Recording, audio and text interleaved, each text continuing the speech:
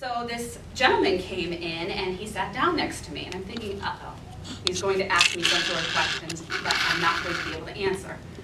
So he started saying to me, he's like, so where are you from? And I said, Northeast Pennsylvania. He said, okay, whereabouts? I said, Scranton. Have you ever heard of it? Oh yeah, there's a great big Italian population up there.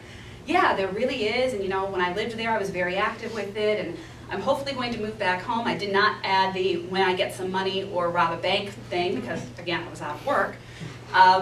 We just kept talking back and forth about it. All of a sudden he says to me, so did you ever think of writing a book?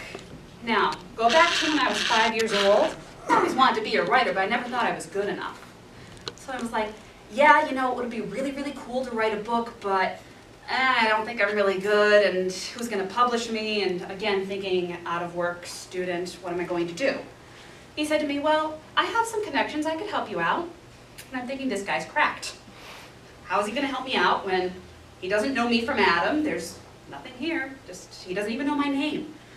And I said, okay, I'm interested in this, what do you think? And he said, how about you write a book about the Italian community of Northeast Pennsylvania? I'm thinking, brilliant book idea. How the heck is that going to get published in the competitive publishing world? He said, it's okay, I've got it all under control. I'm thinking, yeah, this guy is 2 steps away from Clark Summit State Hospital. This is not going to happen. So my friend who brought me into this conference then goes and starts off the round table. And she goes, today we have a very special guest with us. And I'm kind of looking around the room like, who is it? We're in DC, there's got to be some government dignitary or something. I'd like to introduce the president of the American Italian Historical Association. It was the gentleman who was sitting next to me. So everything was completely legit. That Monday I had the contract for my first book, The Italians of Northeastern Pennsylvania, in my hands. So you can let something in your life that happens to you either define you or refine you.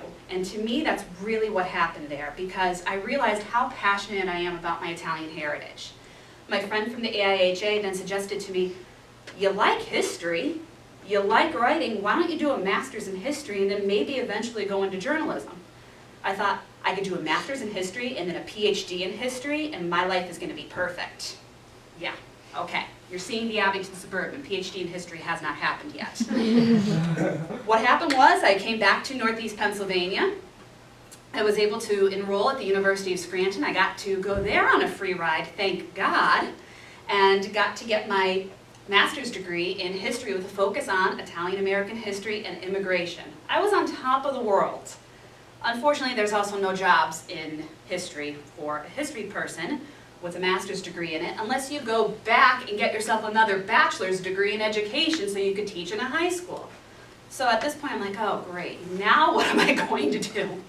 I called Career Services at the University of Scranton, and I think that they just took pity on me at this point, because here's this girl, she graduated with her bachelor's, had this disaster happen. Now she has a master's degree and still can't find work. She's going to really start doubting the quality of our education. So the University of Scranton Career Services sends me an email. The Abington Suburban is looking for freelance writers. You just published a book. Why don't you go write for them? Well, I don't know. I don't think I'm that good at journalistic writing. Just give it a try. So I sent an email in to Ellen Coyle, who was the previous editor of the Abington Suburban. She and I hit it off. We became very close friends.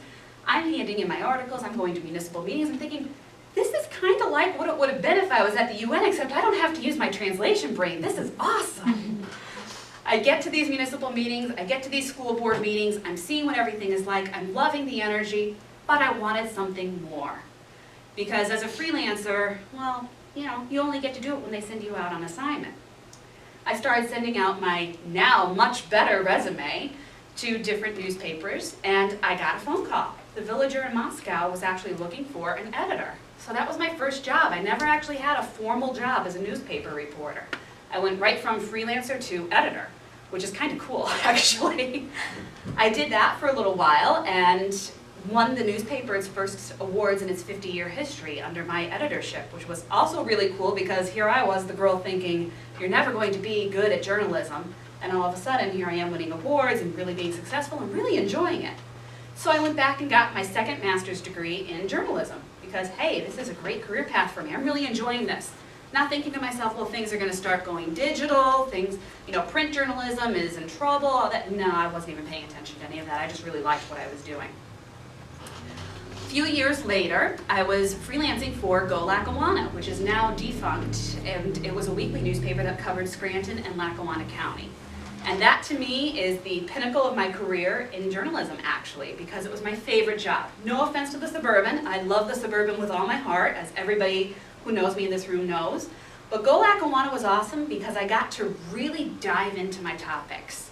That was where I did my most successful articles. In fact, I got to do a Freedom of Information on Carol Ann Drasba, who was the first American woman killed in Vietnam.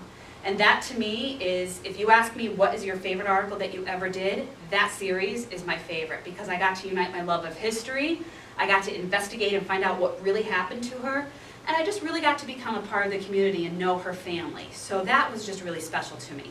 My beat was Dunmore at the time. So they were having their 150th anniversary in Dunmore. Well, Stephanie, you wrote a book on the Italians in northeastern Pennsylvania. What do you think of maybe writing a book about Dunmore's history? Gee, I don't know if I could do that. I keep having that little negative voice in the back of my mind. I don't know. All right, I'll give it a try. Why not? So my second book came out, and it's The History of Dunmore.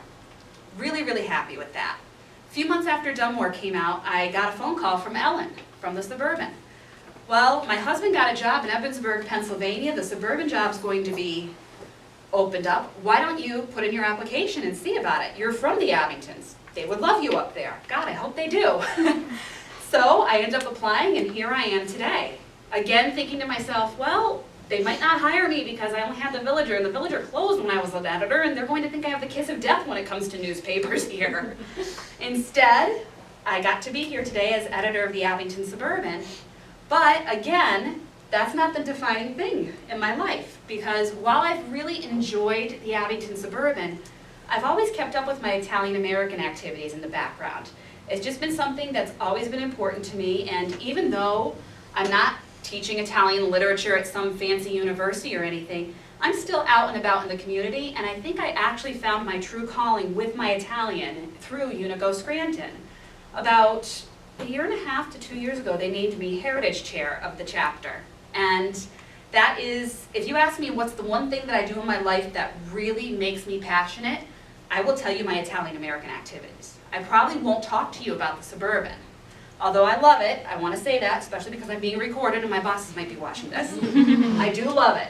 However, with Unico Scranton, I've gotten to do some things that have made me silence that negative voice in my head. Because I've gotten to do things such as get Scranton to have a sister city with the town that my grandfather was born in. I've gotten to have a street renamed in the Bunker Hill section of Scranton. We're also trying to do the same thing with Dunmore, to get a sister city as well as a street renaming there. I've gotten to have the members of Unico read Italian-American literature. A lot of that has been facilitated through the Abington Community Library, which thank God they've been so supportive with this, because not a lot of people really want to read Italian-American literature, but it's fascinating. To me it is, and to our members it has been. We've gotten to do movie nights showing what it is to be an immigrant. We've gotten to have all sorts of different things, and I've gotten to be the person to actually present that to the public. So yes, when we make plans, God laughs. And I am here today as a professional journalist, but I wouldn't have all of these extra experiences in my life if it wasn't for the Suburban or any of the newspapers that I've written for, because the thing that makes me the happiest about my journalism career, it's not the writing, believe it or not. And that's my favorite thing. That's what I was really into. It was the right stuff, as the title of my presentation says. But you know what? It's getting to be out and about with the people. It's getting to know the people. It's getting to have my finger on the pulse of this community. And I do that with my Italian-American activities. I do that with any of my other outside volunteer work. And then I get to bring all that to the Suburban. I get to sit down and I get to say to myself, what's going to make this article the best representation of my community that I could possibly give? And I hope that that passion and that enthusiasm and that energy shows in the newspaper. To be a community journalist, you have to want to be a part of your community, and I do. As I said at the beginning of my speech, I grew up in the Abingtons. I was born in Factoryville. I did not go to Abington Heights, I went to Bishop O'Hara, don't hate me for that. But I still love this community with all my heart and soul, and to be able to get out there and to tell your stories, that to me is just the reason why I'm a journalist and a writer and all the other 50 million hats that I wear. I just want to be there for people. So thank you very much, and thank you again to Ellie for having me.